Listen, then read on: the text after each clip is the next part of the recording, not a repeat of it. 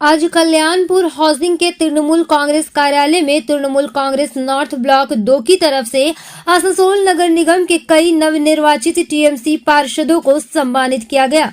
इसके साथ ही मेयर बनने के लिए विधान उपाध्याय को भी सम्मानित किया गया। सम्मानित होने वाले पार्षदों में अभिजीत घटक, अमरनाथ चटर्जी, श्याम सोरेन, आशा प्रसाद, गोपाल हल्दर, सीके, रेशमा, रीना मुखर्जी, फंसबी आलिया, उत्पल सिन्हा, अनिमेश दास, शर्वणी मंडल प्रमुख रहे। इस मौके पर आसनसोल उत्तर के विधायक और राज्य के कानून और लोक निर्माण मंत्री मलय घटक ने कहा कि आसनसोल की जनता ने टीएमसी पर फिर से भरोसा जताया है। ये एक बहुत बड़ी जिम्मेदारी है जो यहाँ उपस्थित पार्षदों के साथ साथ सभी टीएमसी पार्षदों को जनता ने दी है। उन्होंने उपस्थित पार्षदों को जनता के विश्वास पर खरे उतरने और ममता बनर्जी के सभी जन कल्याणकारी योजनाओं को लोगों के घरों तक पहुंचाने की सलाह दी। उन्होंने कहा कि ममता बनर्जी ने जिस तरह से लोगों के हितों को ध्यान में रखते हुए परियोजना का गठन किया है, अब ये पार्षदों की जिम्मेदारी है कि वे इन परियोजनाओं का लाभ लोगों तक पहुंचाएं और आसनसोल को एक बेहतर आसनसोल बनाने की दिशा में कार्य करें। वहीं नवनियुक्त मेयर विधान उपाध्याय ने भी ममता बनर्जी सहित पार्टी के आला नेताओं को उन पर भरोसा जताने के लिए धन्यवाद दिया और कहा कि अकेले किसी के बस का कुछ नहीं, आसनसोल के विकास के लिए सभी को एकजुट होकर काम करना होगा। उन्होंने कहा कि टीएमसी के जितने भी पार्षद चुने गए हैं उन सभी को एकजुट होकर आसनसोल के विकास के लिए प्रयास करना होगा, तभी आसनसोल का सर्वगीन विकास संभव है। দেখছেন আমাদের যে সাফল্য তার একটা বড় কারণ হচ্ছে কিন্তু লক্ষ্মীর ভান্ডার। মেয়েরা কিন্তু লাইন দিয়ে বাঁকুড়া, পুরুলিয়া এবং আলিপুরদুয়ার 3টে জেলার দায়িত্ব দিয়েছিলেন এবং আজকে তিনি পূর্ব বর্ধমানও দেখতে বললেন। তো 4টে জেলাতে যে কটা পৌরসভা আছে আমি প্রত্যেক জায়গাতে খোঁজ নিলাম। খোঁজ নেওয়ার পরে সেখানে অত্যন্ত সুন্দরভাবে শান্তিতে কিন্তু ভোট হচ্ছে এবং যারা ভোটের লাইনে আছেন মহিলাদের সংখ্যা অনেক বেশি। সুতরাং মহিলাদের লাইন যখন বেশি, আমি নিশ্চিত যে পুরুলিয়ায় 3, বাঁকুড়ায় 3, আলিপুরদুয়ারে 2, 8 আর বর্ধমানে 6, 14তে 14 কিন্তু তৃণমূল কংগ্রেসই পাবে এবং অন্যান্য জেলাতেও দেখবেন একই ফল হয়। 108টা পৌরসভার নির্বাচন ঘোষিত হয়েছিল, 4টে বিনা প্রতিদ্বন্দ্বিতাতে আমরা জিতেছি, 4টেতে তৃণমূলের বিরুদ্ধে প্রার্থী হয়নি, সেগুলো আমরা জিতে গেছি অলরেডি। বাকি যে 104টা হচ্ছে 104-এ 104ই তৃণমূল কংগ্রেস পাবে, কারণ বাজারে বা এলাকায় অন্য কোনো রাজনৈতিক দল নেই। মানুষ অন্য কোনো রাজনৈতিক দলকে বিশ্বাস করছে না। আমাদের বিশ্বাস যাতে হারিয়ে না যায় মানুষের কাছে, এটাই হবে আমাদের মূল লক্ষ্য। সুতরাং সেইভাবে নিজেদের মধ্যে কোনো দলাদলি, কোনো মনোমালিন্য না রেখে সবাই মিলে হাতে হাত মিলিয়ে, কাঁধে কাঁধ মিলিয়ে আমাদেরকে এই লড়াইকে করতে হবে। আগামী লোকসভা নির্বাচন হবে, লোকসভায় কে প্রার্থী হবেন আমাদের নেত্রী মমতা বন্দ্যোপাধ্যায় নাম ঘোষণা করবেন, কিন্তু নাম ঘোষণা করার আগেই আমাদেরকে কিন্তু মাটি তৈরি রাখতে হবে যে যিনি প্রার্থী হোক তাকে যাতে আমরা জিতিয়ে দিতে পারি, যেই প্রার্থী হোক তাকে যাতে আমরা জয়লাভ করাতে পারি। মানুষ আমাদের সঙ্গে আছে, মানুষকে সঙ্গে নিয়ে আগামী যত নির্বাচন হোক বা যত লড়াই হোক বা যত কাজ হোক আমরা করবো, এইটুকু কথা বলে সকল। তো সেই কারণেই আমাদের দলের আলোচনার মাধ্যমে, আলোচনার পরিপ্রেক্ষিতে তাদের বিরুদ্ধে যে ব্যবস্থা নেওয়ার খুব শীঘ্রই আমরা নেব আশা করি। ইতিমধ্যে আমাদের নেত্রীর নির্দেশে আপনারা দেখেছেন যে 108টা পৌরসভার যে লড়াই হচ্ছে সেখানে যারা যারা নির্দল প্রার্থী দাঁড়িয়েছেন তাদের সবাইকে দল বহিষ্কার করে দিয়েছে। আমাদের এখানে অনেক নেতা যারা তৃণমূলের প্রতিষ্ঠিত নেতা, যেমন আমি রেশমার ওয়ার্ডেই বলছি, সেই ওয়ার্ডের তৃণমূল কংগ্রেসের সভাপতি তিনি নির্দল দাঁড়িয়ে গেছেন। তো ন্যাচারালি এই ধরনের যারা করেছেন তাদেরকে ক্ষমা করার কোনো প্রশ্ন ওঠে না। আগামী দিনে, আগামী কিছুদিনের মধ্যেই আমরা চেষ্টা করব তাদেরকে দল থেকে বহিষ্কার করে একটা প্রেস কনফারেন্স করে আমাদের প্রেস কনফারেন্স করবো। ইতিমধ্যে আমাদের মেয়র, ডেপুটি মেয়র, চেয়ারম্যান আমাদের নেত্রী মমতা বন্দ্যোপাধ্যায় ঘোষণা করেছেন, হয়তো কিছুদিনের মধ্যে এমআইসি যারা হবেন বা বড় চেয়ারম্যান হবেন সেটাও ঘোষিত হয়ে যাবে। এই পুরোটাই দল করে, আপনারা জানেন যে বিভিন্ন মারফতে বিভিন্ন সোর্সে নানা রকম নাম সেখানে যায়, সেগুলো সম্বন্ধে জেনে এনকোয়ারি করে আমাদের নেত্রী মমতা বন্দ্যোপাধ্যায় সহ দলের যারা নেতৃবৃন্দ আছেন তারা সিদ্ধান্ত নেন যে কিভাবে বোর্ড গঠন হবে, কারা থাকবেন কারা থাকবেন না। সিদ্ধান্ত যাই হোক, যারাই এমআইসি হোক, যারাই বড় চেয়ারম্যান হন আগামী দিনে, তাদেরকে দায়িত্ব দিয়ে মানুষ আমাদের ওপরে যে দায়িত্ব চাপিয়ে দিয়েছে সেই দায়িত্ব পালন করতে হবে।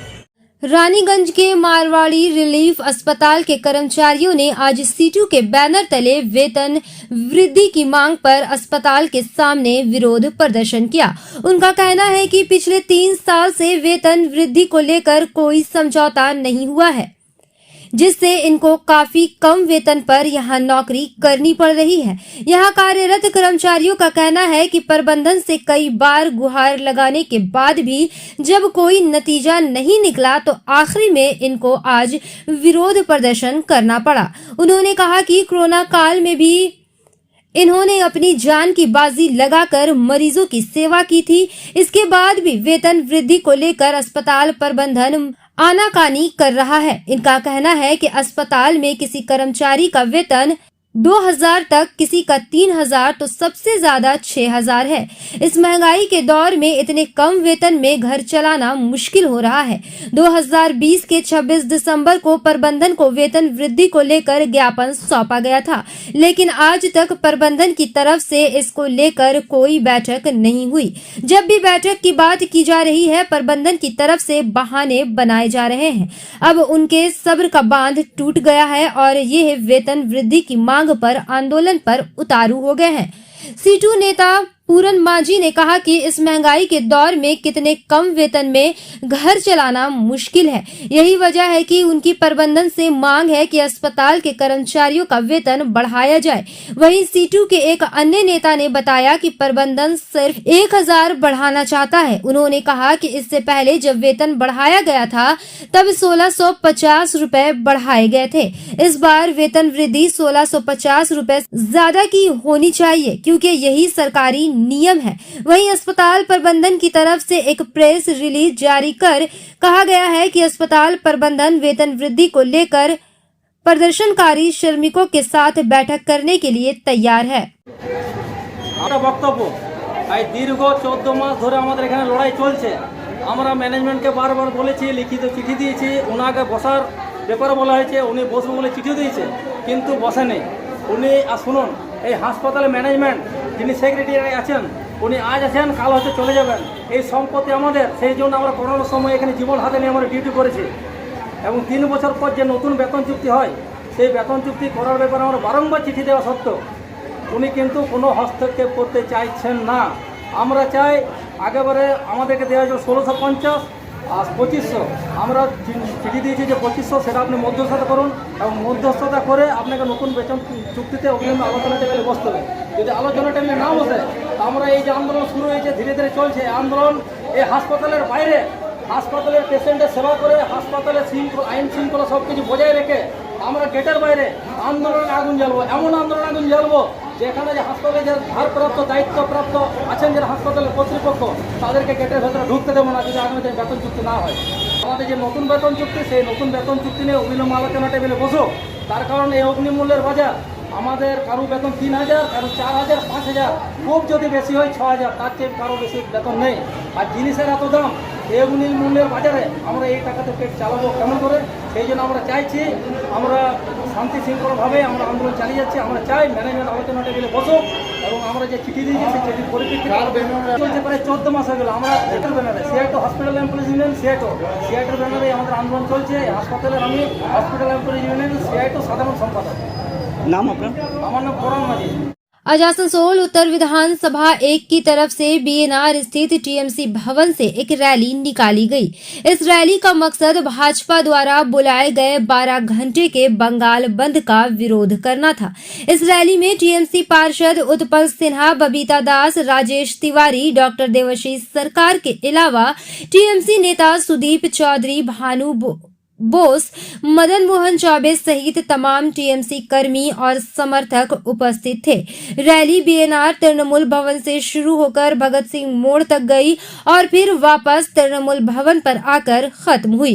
इसके उपरांत पत्रकारों से बातचीत के क्रम में उत्पल सिन्हा ने कहा कि आज बंगाल की जनता ने जिस तरह से भाजपा द्वारा बुलाए गए बंद को अस्वीकार किया है, इसके लिए वे बंगाल की जनता के आभारी हैं। उन्होंने कहा कि आज भाजपा द्वारा बुलाए गए बंद का जनजीवन पर कोई असर नहीं पड़ा।